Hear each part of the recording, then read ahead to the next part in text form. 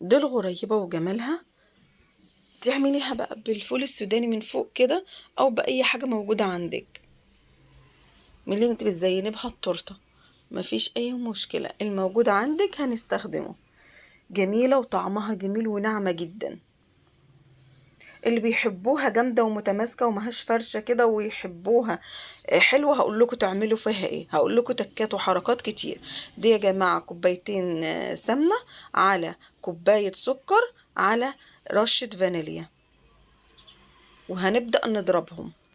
1 2 3. دي الغريبة اللي تحبيها سايحة كده وحلوة، وتحسي فيها بالسمنة ورشة ملح خفيفة يا جماعة. يبقى 1 2 3. 1 سكر، 2 سمنة، 3 دقيق. دي يا جماعة بتبقى فرشة شوية وبتبقى ناعمة جدا. عايزاها متماسكة وتخينة كده وتبقى شكلها ثابت، اعملي 4 كوبايات دقيق. تمام. هي دي المكونات بتاعت الغريبة.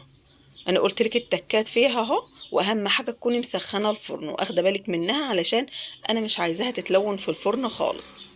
هنبدا كده، انا بحط كوبايه بكوبايه في الدقيق لغايه ما تحس ان هي اتلمت وبقت متماسكه.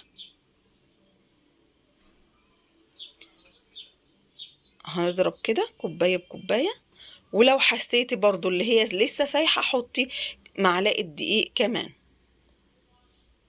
شوفي ماسكه نفسها وحلوه هي وسايحه في نفس الوقت. هي دي بالكوبايات مكونات الغريبة. زي ما انا قلت لك، عايزاها دايبة خالص يبقى 1 2 3، عايزاها متماسكة يبقى 1 2 4.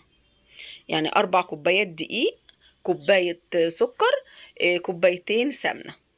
دي يا جماعة اشكال كده نجوم وقلوب. وحطيت كمان فول سوداني، لو عايزة بقى تحطي لوز فوق كده حطي اي حاجة موجودة عندك حطيها، بتدي منظر كده وشكل جميل قوي. طبعا انا بعمل ده ومسخنه الفرن. دمات الفرن سخن مش هتفرش معاكي، ولو حسيت ان هي فرشت جربي واحده بس، تحطي لها دقيق. وشكرا لكم.